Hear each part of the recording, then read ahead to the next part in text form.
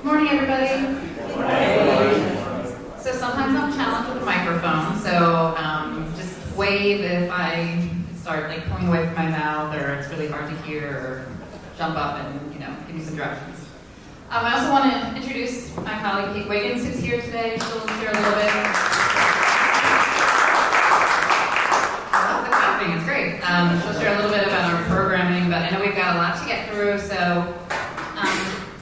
I know this stuff really well, so you don't probably. So if along the way you're like, I don't know what Amy is talking about, just raise your hand, shout out, ask questions. It does say Q&A at the end, but that's just because I had to put it somewhere, but Q&A throughout is absolutely fine. So please just ask questions. We have a few people in the audience here today who actually try and answer some of these questions already, so Kate jump in, Jeff jump in, Mark jump in along the way. So I'm going to just introduce NCIDEA to you very briefly, because how many people here know anything about NCIDEA beyond the faculty requirements? Seems like the majority of you need to probably need this presentation and learn a little bit more. And then we'll go over micro and C, the overview, then some application tips, and then Rachel from Botanical Bones, she's not here yet, will be here just to share her perspective of what it was like to apply for the C grant, and then her time as a grant recipient. And again, so Q&A at the end, but really that's just, I had to put it somewhere, please ask questions throughout. And one thing I'll say before I forget is on our website, if you go to ncida.org, pretty much all this information that I'm sharing is actually there. So if you go to our website, there's an orange bar across the top, there's a button that says learn more. If you click that, that takes you to a resource page. This deck is already there, so I'm not going to send it out after the recording of a webinar. Where I went through this is there if you want to share this with anybody. And then there's a lot more resources. You can sign up for office hours, so please visit our website. And if you have further questions, again, you can sign up for 15-minute office hour appointments, virtual office hour appointments. So NCIDEA, our mission, high level, is to empower the entrepreneurial potential of North Carolinians. We do this for a variety of grants and programs, direct entrepreneurs, so our C grants, as well as customer discovery, very early stage programming and materials. We also support a network of partners across the state, like Venture Asheville, helping their programming that supports entrepreneurs. We've been doing this since 2006. And again, our mission is just to help entrepreneurs in North Carolina achieve their entrepreneurial potential. So we measure the impact. There's a lot of impact that we can't measure. Introductions we make, longer term impact on founders, the support of founders that they have for each other. But we do measure some statistics through an annual survey of our companies. So looking at jobs created, funds raised, employees. So I'd say these are on the conservative side, because companies only have to present to us, report back to us for 5 years. We keep sending that annual survey for as long as people, will receive it. And then so we definitely know past the 5 years that companies have to fill out the survey. They may go on to have more employees, more revenue, more funding raised. So from what we've measured, it's close to $500 million in total funding for all of our companies, and there are about 72 companies that have raised more than $1 million in funding, and then 24 that have raised more than $5 million. So again, these are the quantifiable things that we can measure, but there's a lot to the network of our partners and our grant recipients that we can't measure. So it's a little bit about NCIDEA. Any questions? Again, a lot more information on our website if you really want to go deep into the history of NCIDEA. So obviously, I'm here today to talk about micro and seed. And these are 2 grants that we have for entrepreneurs that have high growth potential, we say. So our micro grant are $10,000 grants, our seed grants are $50,000 grants. Again, they both support entrepreneurs who are on that same path of having a high growth company with ideally some type of sustainable competitive advantage and a unique value proposition. We are industry agnostic, which means consumer product companies, food companies, tech companies, ag companies. So again, as long as they're high growth potential. And what does that mean? So the way that we define high growth potential is that a company is on a path to be a multi-million-dollar company, employ 50 people or more, or basically raise kind of equity funding. The time frame for, say, a micro company that's on that path versus a seed company, and micro companies are a little bit earlier. These milestones may be further out in the future, but on that path, we're really looking for founders who want to grow their company as large as they can grow, who believe they have some type of, again, sustainable competitive advantage to grow. This is the company, the idea, the founder is all in on. Even if the founder is not yet working full-time, especially if they're applying for micro, this is the passion. This isn't one of, I'd say, many projects. It's not some founder who's got, I've got 5 companies, I'll apply for this one. This is the idea. This is the idea of the company that you believe can really grow a company as large as possible, because it's not going to be easy. So you have to really believe that there's a there there. And we want to learn about it and find out and see if we can help you on your journey. So I don't think the first eligibility guideline is really going to be an issue. You're here in person. You're not listening on a webinar. So basically, we're here to support North Carolina companies. So there needs to be, we say that the companies have to be headquartered in North Carolina with the majority of their corporate operations. Don't let that worry you if you're like, but I'm working at my house. This is the headquarters. It is a headquarters. So we just need to find language. It could be in a co-working space. It could be in a hatch. It could be at your house. Maybe you do have office space. So it just means that you are building and growing your company in North Carolina, and that there is a founder in North Carolina as well. I'll get into a little bit more about that later. That also, all we say, publicly identifying materials, including websites, social media accounts, identify your company as a North Carolina company. It's not a, we're opening another office in North Carolina, but we're really headquartered in Boston, or we're headquartered in Miami. You are identifying yourself and your company as North Carolina founders and a North Carolina company. This is a long list, and I'm not going to go through it right now. You may not even be able to fully read it, but because we're supporting companies in that high growth potential and a high growth path with some type of sustainable competitive advantage, which may be even kind of a unique business model, there's some types of companies which just aren't a fit for our grants. They actually may be a fit for some of our grants that we give to, say, our ecosystem partners, to other organizations across the state. This list is on our website. Again, you can download this deck. We also, if you go to ncado.org, click the little hamburger menu, you'll see a link that says Partners. Partners list all of the organizations across the state that we help fund that also really support entrepreneurship in the state. So some of those organizations may be a better fit for these types of businesses. So a little bit of the difference between the micro and the seed grant. Again, like the long-term path for both companies is the same.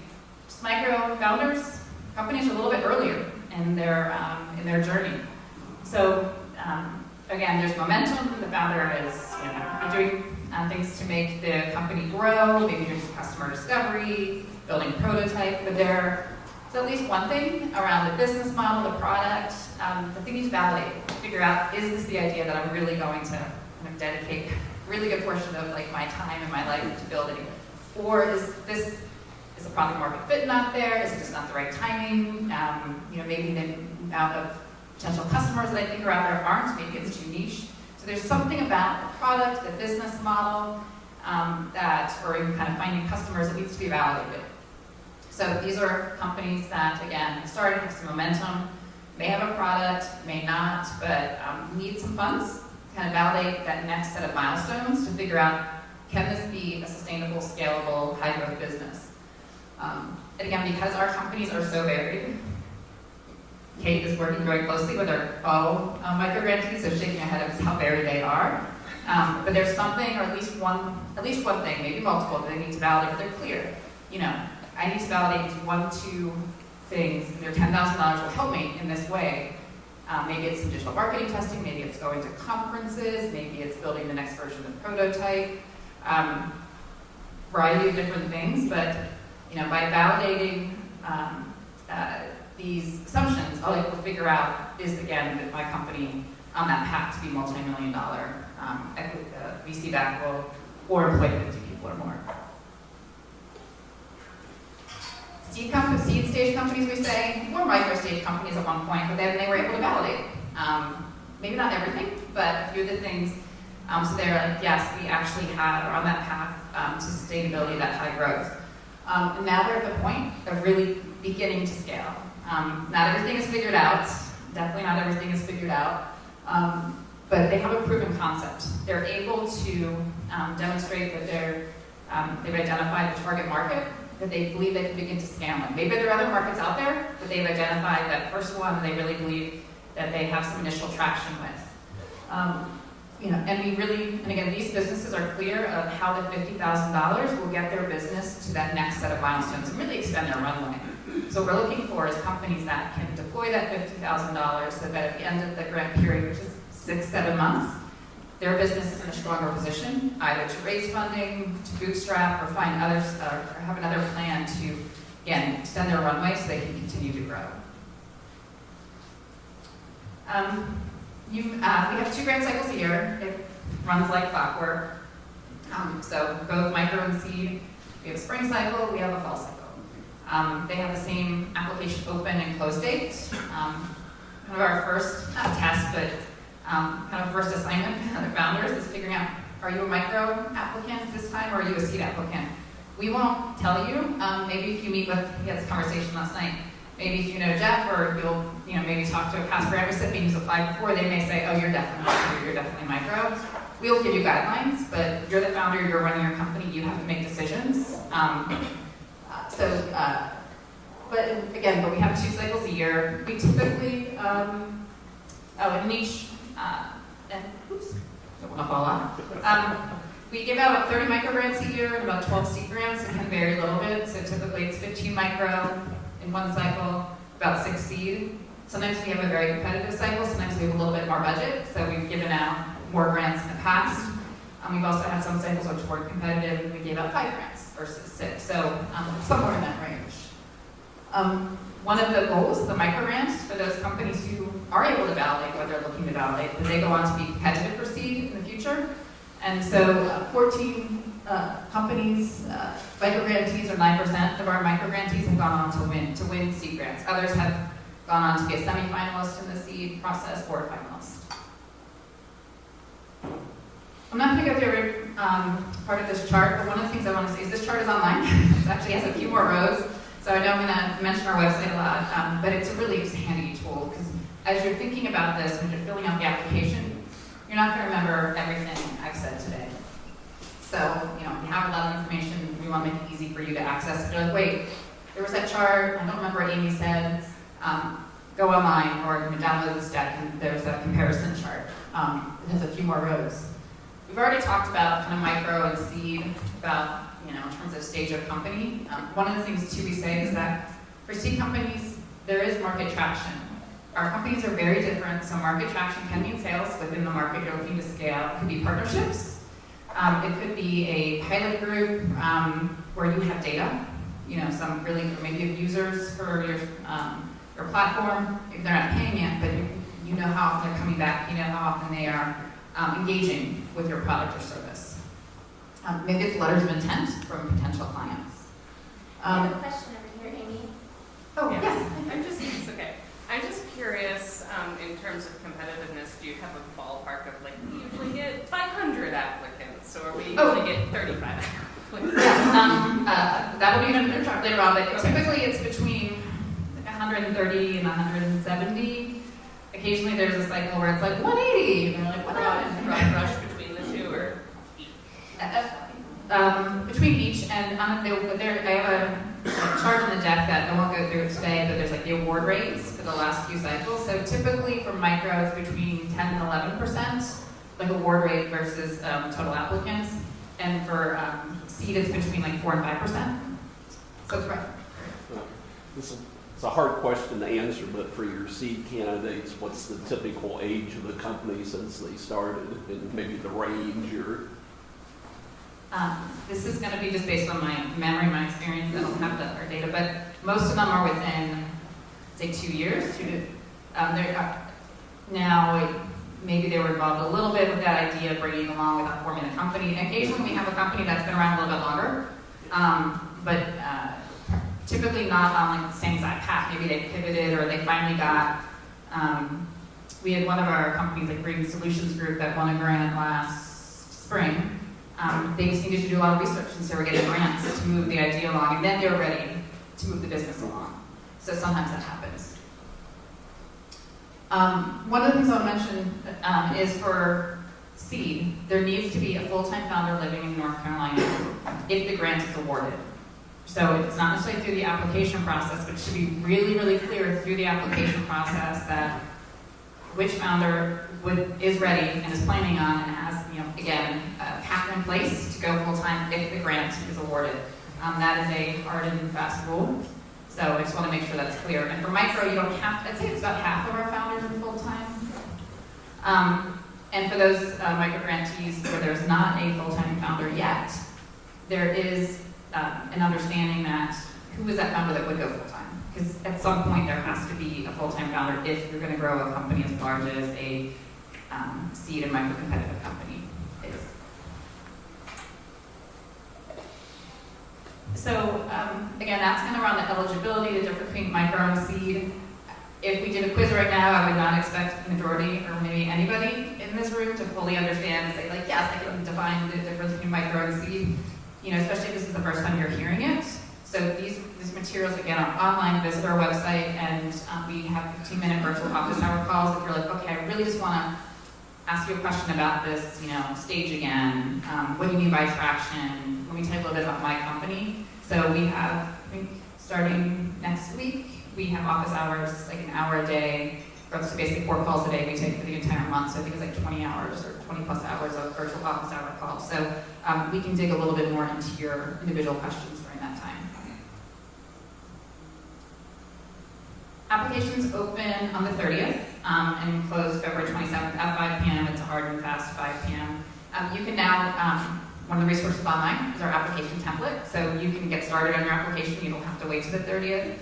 It's a Word version, tells you the character counts, gives you the exact wording of the questions. As I mentioned, you can only apply to micro or seed. And we will announce the 15 micro grantees at the end of April and the 6 seed grantees mid-May. Again, these are charts that you can refer to later just so you get a sense of the process. So we get between, I think it's 140 and 190. I think last time we actually had like 132 applicants for micro. It just really varies. But we'll get the applicants, we involve reviewers in the process, and then we go from 130 to 190, 180, down to roughly 30 micro finalists. We will do virtual interviews with all the micro finalists, myself, Kate, our colleague Alan, our colleague Susan. And then from that, then we select the roughly 15 micro grantees. We give, there's feedback for every applicant, whether or not they move forward in the process.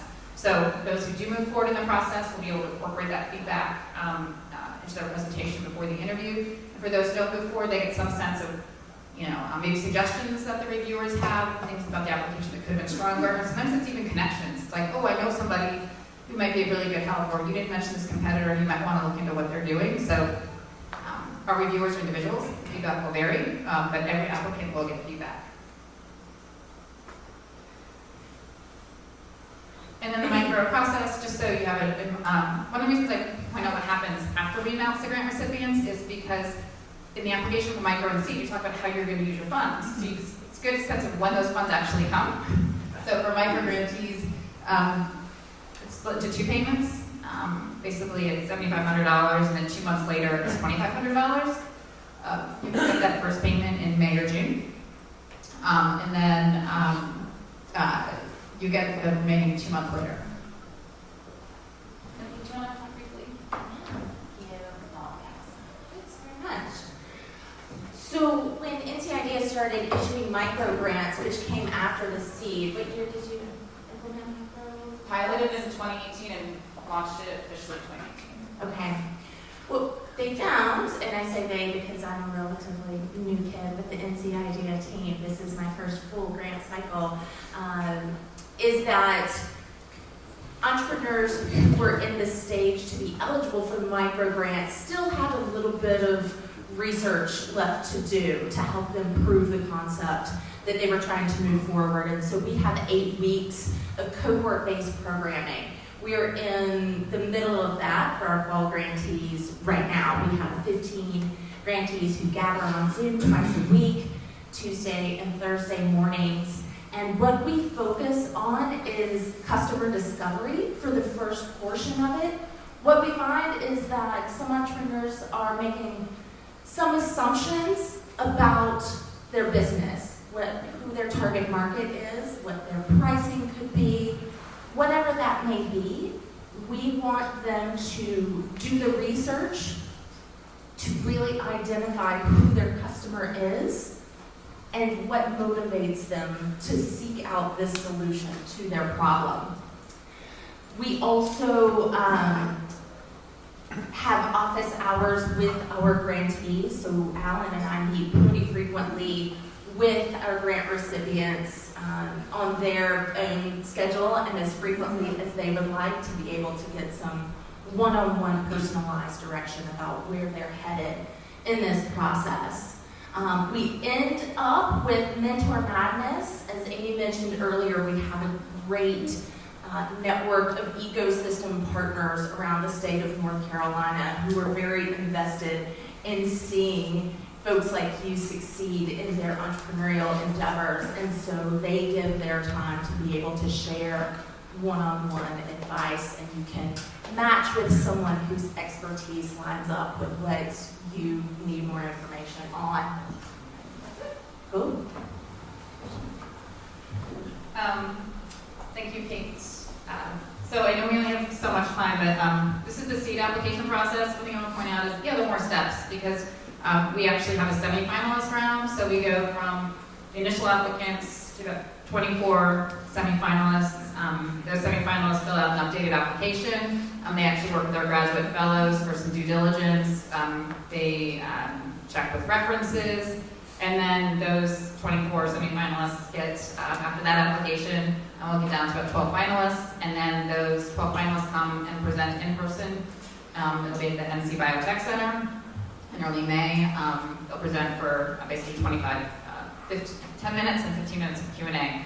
And then, and again, at every stage, as companies progress, they get feedback throughout. And then we also help the finalists with pitch prep sessions as well, so that even if companies have pitched before, it's a little bit different what we're looking for, so we provide some training there. This chart is online, so again, just keep it in mind. I would say if you're planning on applying to seed, put the due dates for the applications on your calendar, especially May 5th, the finals presentations. You're not there the whole day, but that is the time that there's no other day. So if you're applying to seed, just hold that date. Again, I just want to point out the timeline. Typically, it's 6-ish months for the grant period. That the 50K is split into 4 different tranches, 4 different payments.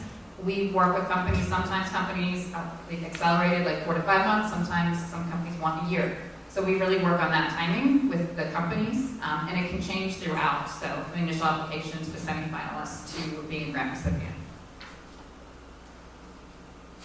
And also just want to point out that we do have some other benefits for our companies. Kate runs our monthly speaker series. We've got an advisor network, the alumni network. We make a lot of, soft introductions. It's a good portion of our time, I would say. And then we have undergraduate and graduate assistants in the summer, so they take on a variety of projects for our companies for free for the companies, and it's a really great program. So for application tips, again, I recommend going back and spending some time with this. There's no secret. It's not like you guys are here, you came in person, you took the times, and we're going to tell you like the real secret to getting a grant, which is being friends with your captain over there. The applications are thorough, they take time to fill out. So again, you can't actually officially start your application, but you can download the application template and get started. They're the typical questions that you'd expect. What's your idea, your customer discovery, again, your customer description, the market you're going after. There's no surprises here, and we really do want the answers. We use the answers to all of those questions. And while these are things that you may have talked about a lot, it may not be, you may not have written down the answers in character-constrained format before. So that initial application for micro and seed, you have limited character counts. So that does take time versus you having a half hour to tell someone your idea versus no, you have 500 characters.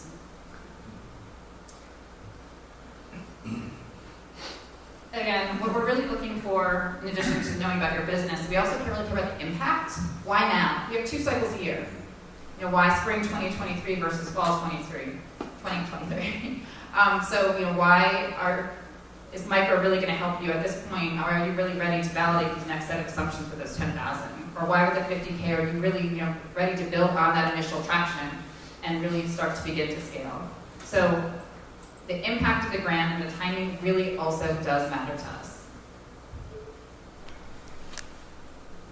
As I said, very early stage company, no business has it all figured out. We see changes in the companies even as they advance, sometimes through the process, getting new customers, having new learnings, doing initial customer discovery. So even during the application period, very early stage companies have changes expressed to our reviewers that it should be constructive feedback. Don't wait till last minute to submit. That really does come across. There may be a spelling error here or there, but if your application is riddled with grammatical errors, it just speaks to being rushed, or maybe copied or pasted from the application template into the online system. If you are sharing your login for your online portal application with somebody else, you cannot be, or even for yourself, you can't be logged in on 2 devices at the same time. It will overwrite. So just be really clear, if you're using, whatever reason, your phone and then your laptop, or you have someone else helping you, just do not be logged in at the same time, because you can really have a very messy application at the end of that. So for next steps, again, go to our website. You can sign up for those virtual office hours. They're 15-minute phone calls. If you have questions about the application or something specific about your business, go to our website, that orange bar across the top, click the Learn More button. This deck is already there. If you have any specific questions too, you can email programs@ncudea.org. And the application is due at 5 p.m. on the 27th, and we, no matter what we say, we still get the majority of our applications submitted in the last hour. And I say this every time, our system hasn't broken yet, but it's a little clunky. Don't put that stress on yourself. Don't put that stress on me and Kate, and we're like, oh, we're really gonna get 60 applications. So just don't rush it. Give yourself, you don't need to get it in weeks in advance, but please don't wait till the last hour or two.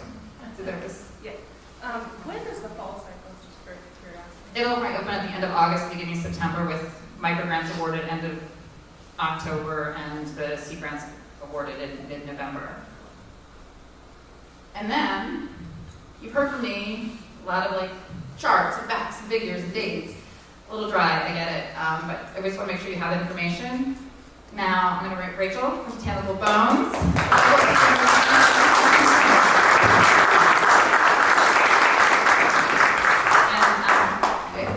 I know it's kind of last minute, Rachel, but really, with this fantastic audience, anything you want to share about the process, the application, being a grantee, whatever you want to share. Okay. I don't have anything really prepared, but I do just want to say, and hopefully I won't get emotional, because I have to say, winning the grant was a game changer for my business, and I agree with everything they said in terms of the prep. I'm here to answer any questions, and I would say two of the things that I struggled with when I was just starting out to apply was figuring out if I should apply for the micro or the seed, and we were kind of on the cusp. So I asked around. I just really got as much advice as I could. Don't be afraid to ask for advice and reach out to your community. I would also say the application process is really constructive, even if you don't get the grant. It's I really felt it was a lot of work, but that I learned so much, and it forced me to sit down and really think about my business in a way that I hadn't.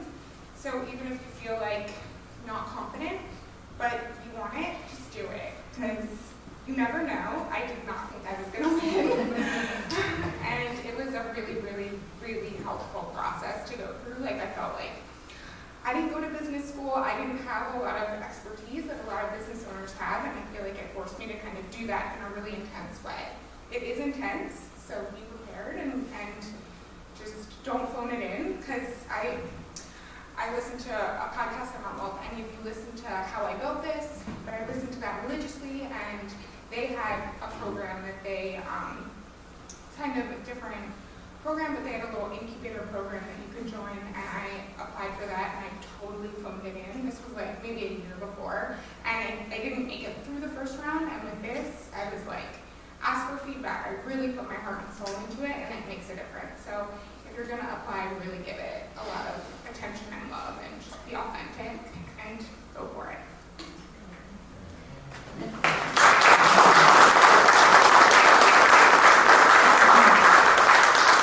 Any questions? Yes, there you go. So where did you end up? Was it micro or seed? Seed. And what was it that you ended up putting the 50,000 toward? So that's a great question. I put it towards moving into our own facilities. So prior, I have a superfood dog treat business, and we were kind of bouncing around commissary kitchens. We were not meeting the demand. We were struggling to keep up, constantly running out of stock. And so we had like really limited time to actually devote to production. And so we used a big chunk of the money to move into our own facility. So now we're able to produce a lot more treats. And we also used it mostly for working capital. Awesome. And when was this, sorry? It was, so we, A year ago. a year ago. Well, Was it? spring Oh, 2022. yeah. Yeah. Yeah, it's been a quick year. Thank you very much. Yeah. And then, I'll see your question here, but one of the things that we get asked a lot is, how to describe like how you would use the funds and like being able to like think forward. Like how did you like think about like the impact of the funds and to kind of capitalize on the success?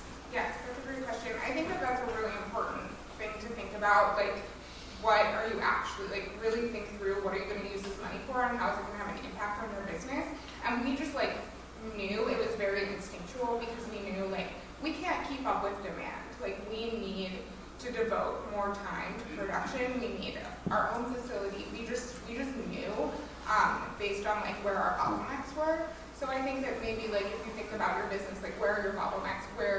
What do you need to put your resources towards? And yeah, for us it was super obvious, but if it's not, I would say just like really think through like what your struggles are and where you think you can really make a real impact on your business. Any other questions? One of the things, Rachel, you mentioned about getting advice, and reminded me of something I did not say.